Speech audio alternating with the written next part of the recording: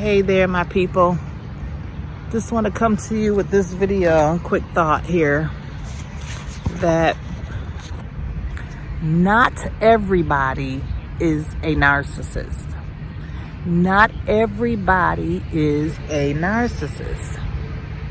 One of the ways that you can tell if someone is a narcissist is if they cannot change and they do the same foul or ill behavior over and over again, despite what you say to them and how you have explained to them the consequences or even demonstrated the consequences, and yet there's no change. That is a trait that, if it becomes a pattern, that is a strong possibility that you are dealing with a narcissist. Psalms 51, David said, "Create in me a clean heart and renew a right spirit within me." So if you are dealing with someone who is narcissistic, they don't have that type of mentality. They don't have that type of prayer anywhere in their core being. They're not going to say that they want to be made right or renew a right spirit in me. They're not going to ask God to do that for them. They don't have godly sorrow. Okay? The Bible even says that godly sorrow leads to repentance. See, when you're dealing with a narcissist, again, it is not a one-time thing and you go around and become an expert and label people as a narcissist and just loosely use this word and throw it around like bubblegum.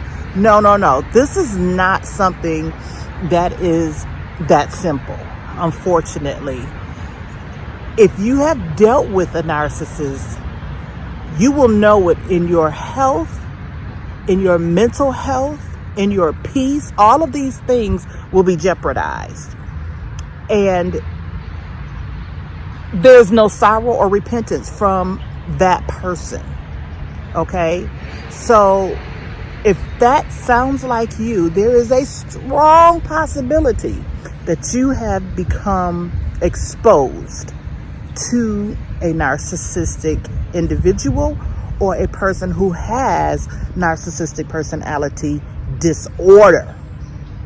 Someone with the disorder will affect you in the way that you deal with that person as well as others. It will affect you having trust issues.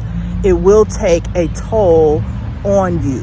It is very, very taxing when you deal with somebody with that disorder.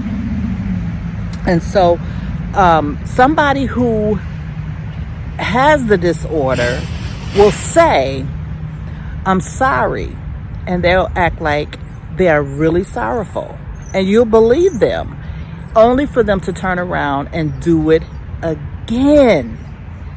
And it wasn't even 2 days ago that they did it the first time, or maybe a week ago that they did it the first time. You would think that these people would experience some type of inner change or some type of change within themselves to trigger a new behavior. But they are unlearned.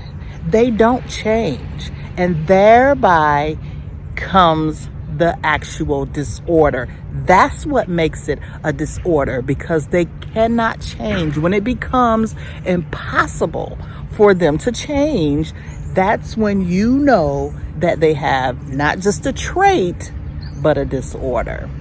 Okay? So if you ever saw a movie, a Lifetime movie or a movie, I think Farrah Fawcett played in it, and it was called The Burning Bed. Well, in The Burning Bed, Farrah Fawcett, she was dealing with an abusive husband, but he was physically abusive, okay? So it's not very different. The only difference is that you cannot see the scars because they are not actually physical scars. The scars are emotional. And so her abuser would abuse her and then turn around and say to her, "I'm sorry," but then turn around as soon as she provoked him in his mind, then he would abuse her and beat her again. Okay? And so then when she wanted to leave him, he would say, okay, I'm sorry. Well, this is typical of a narcissist as well. The only difference is these people are not actually hitting you physically, but rather emotionally violating you, yelling in your face, screaming and hollering at nothing, and then say, I'm sorry, only to turn around and do the same thing again on a different day.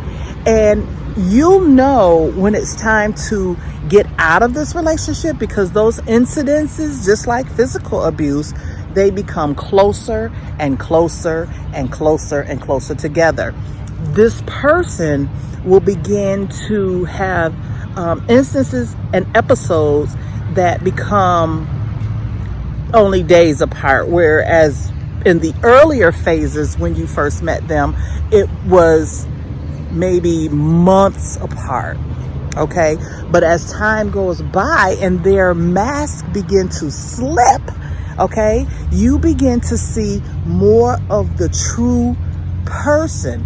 You begin to see more of their true self. The true self begins to manifest itself as that mask begin to slip more and more and more, and the incidences thereby become closer and closer and closer together, and it becomes overwhelming, and you'll know that it's time to exit stage left, because there's no way that someone can continue under that type of duress without either having a nervous breakdown, end up hospitalized, wanting to commit suicide, severely depressed, and more.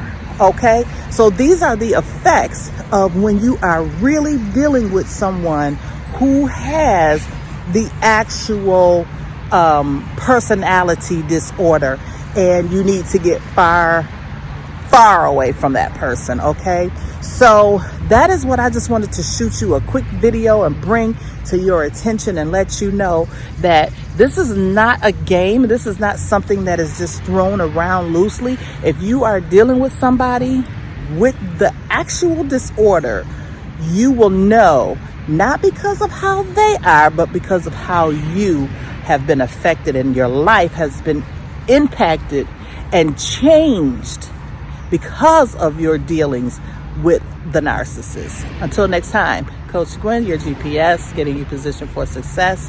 If you haven't subscribed, go ahead and do so if you like this video. And if you enjoyed this video, go ahead and please give it a thumbs up and share with the others in the community who you may think have been exposed to some type of narcissistic abuse. We need to stop this community from doing this. People out here narking, and they're getting more and more and more. Satan is exposing these people and his imps and spreading these minions around the world to harm the quiet ones in the land. And until we all take a stand against them by sharing this word and exposing their darkness, we can't stop them, but we can together. And so I just wanted to put that out there, because the narcissist is Satan himself. Until next time, be immensely blessed.